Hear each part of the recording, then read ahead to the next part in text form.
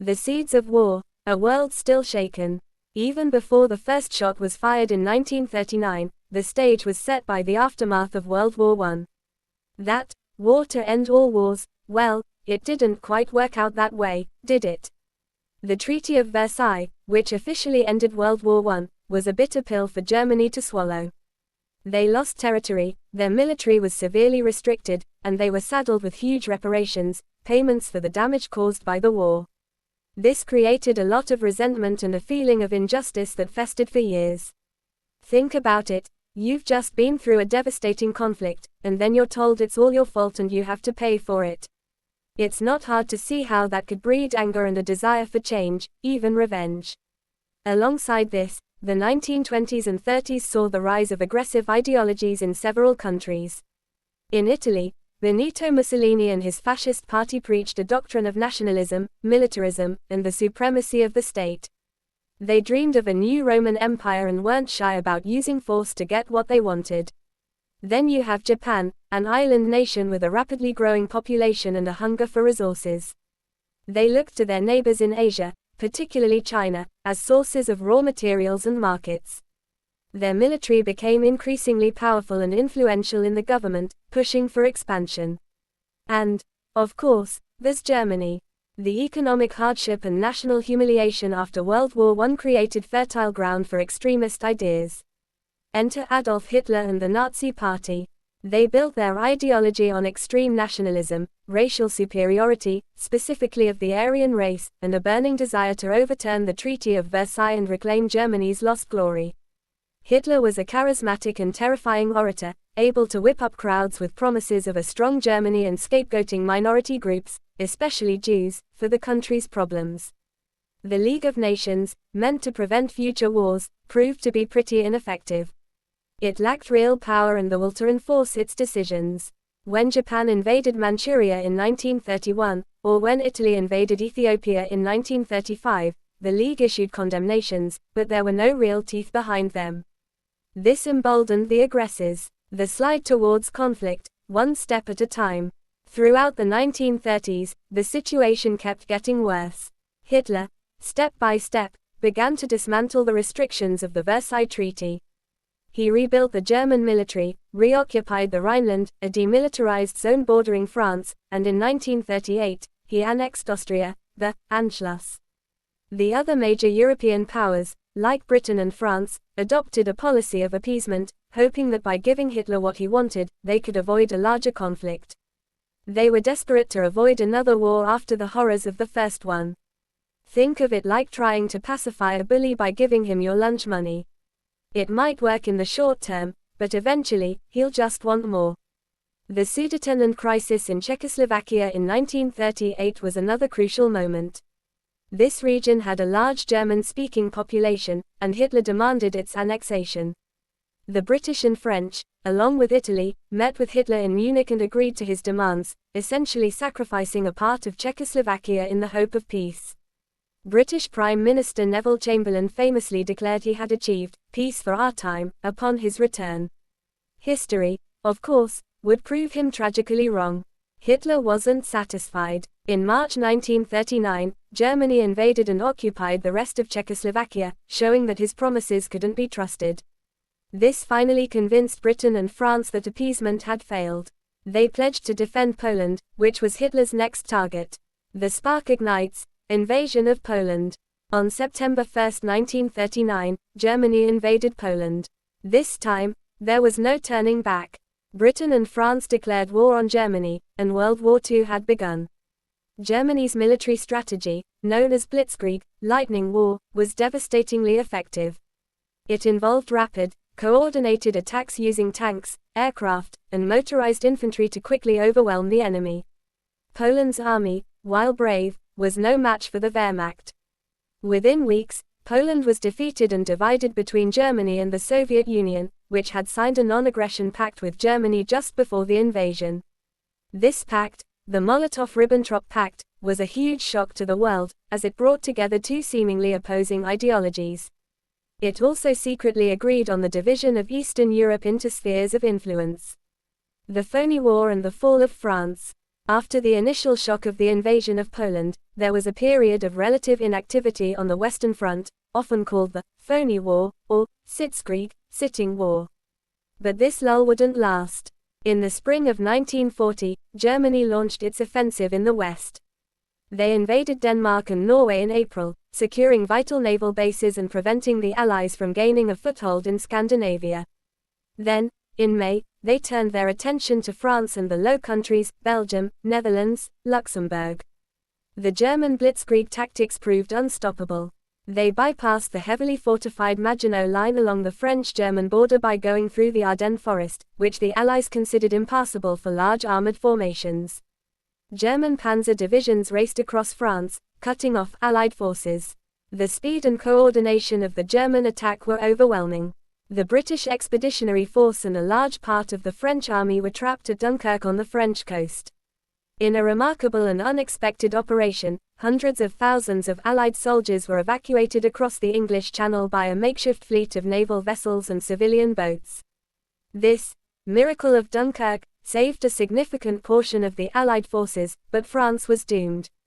Paris fell to the Germans in June 1940, and France was divided into an occupied zone in the north and west, and a collaborationist regime in the south, known as Vichy France.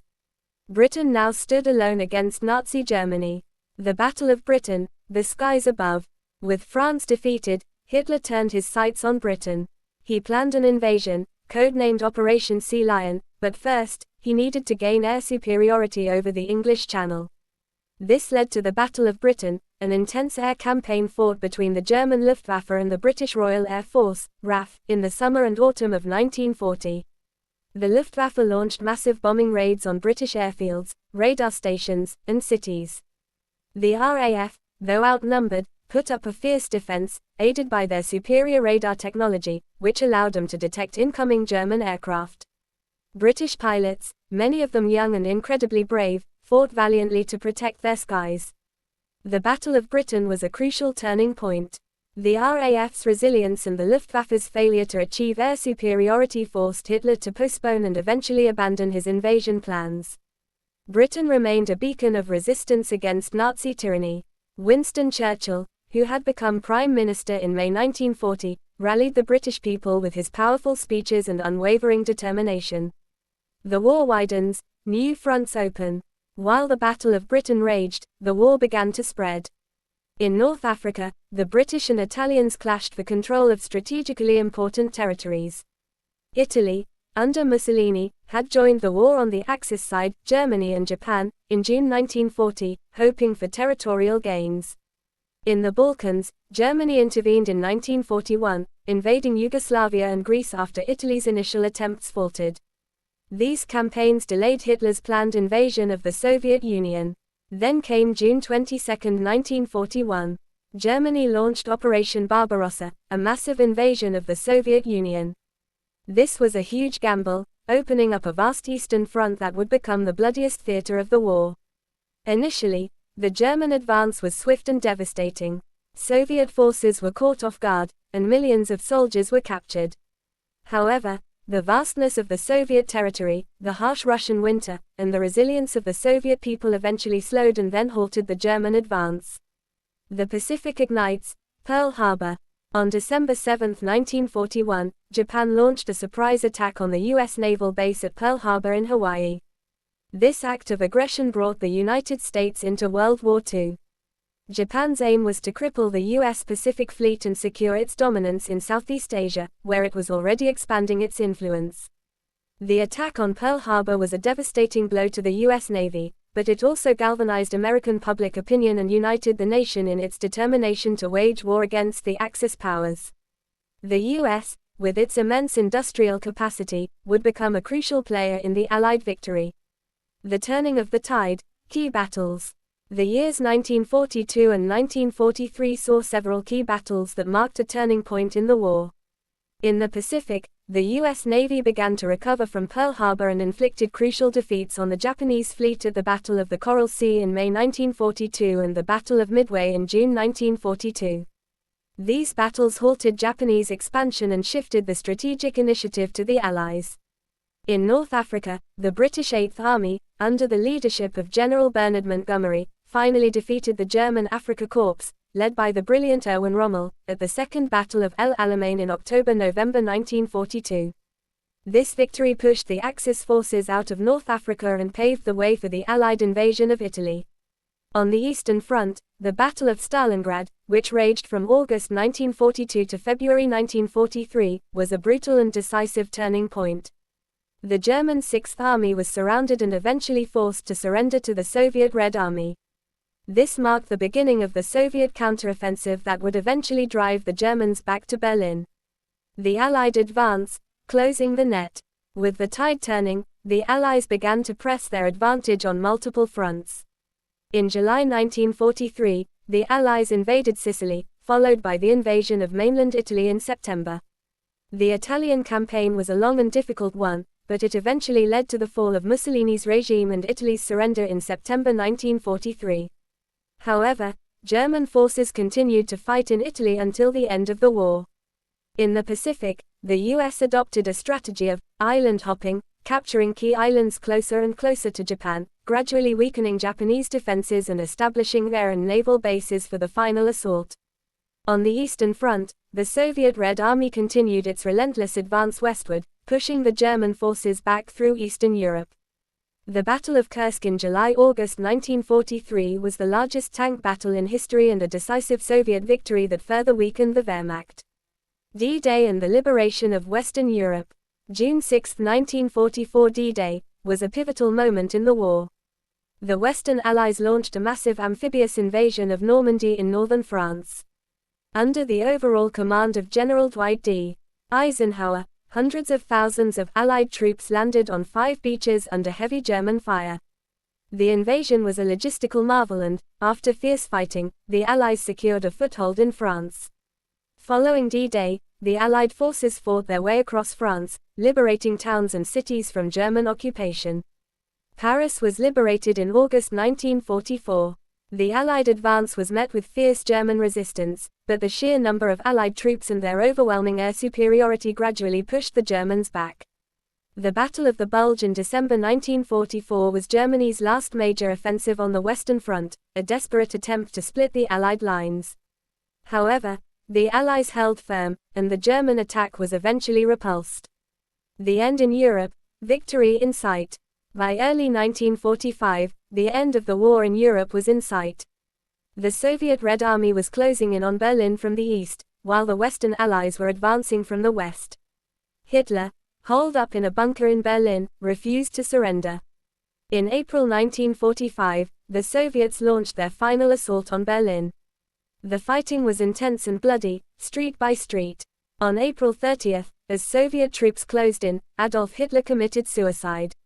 On May 7, 1945, Germany unconditionally surrendered to the Allies. Victory in Europe, VE Day, was celebrated on May 8, marking the end of the war in Europe. The war in the Pacific ends, atomic bombs and surrender. Despite the end of the war in Europe, Japan continued to fight fiercely in the Pacific. The US had been steadily advancing towards the Japanese home islands, but the battles for islands like Iwo Jima and Okinawa were incredibly costly in terms of American lives. The US government, under President Harry S. Truman, made the fateful decision to use atomic bombs in an attempt to force Japan's surrender and avoid a costly invasion of the Japanese mainland. On August 6, 1945, the first atomic bomb was dropped on Hiroshima, followed by a second on Nagasaki on August 9. The devastation caused by these bombs was immense, killing hundreds of thousands of civilians. Coupled with the Soviet Union's entry into the war against Japan in Manchuria, these events finally convinced the Japanese government to surrender. On August 15, 1945, Japan announced its unconditional surrender. Victory over Japan, VJ Day, was celebrated on September 2, 1945, when the formal surrender documents were signed aboard the USS Missouri in Tokyo Bay. World War II was finally over. The aftermath, a new world order. World War II was the deadliest conflict in human history, resulting in the deaths of an estimated 50 to 85 million people, including millions of civilians killed in bombings, massacres, and the Holocaust, the systematic genocide of European Jews and other minority groups by the Nazi regime. The war had a profound and lasting impact on the world. It led to the creation of the United Nations, an international organization aimed at preventing future conflicts. It also ushered in the nuclear age, with the devastating power of atomic weapons becoming a stark reality. The war also reshaped the global political landscape. The old European empires crumbled, and two new superpowers emerged, the United States and the Soviet Union. Their ideological differences led to the Cold War, a period of intense rivalry and tension that would dominate international relations for decades. The experience of World War II and the horrors of the Holocaust also led to a greater emphasis on human rights and international law. The Nuremberg trials, held after the war, prosecuted Nazi leaders for war crimes, crimes against humanity, and crimes against peace, setting important precedents for international justice. The world that emerged from the ashes of World War II was fundamentally different from the one that had preceded it. The lessons learned, though often painful, continue to shape our world today, reminding us of the devastating consequences of aggression, intolerance, and the failure to uphold peace. It's a story we must never forget, a testament to both the darkest and the most resilient aspects of the human spirit.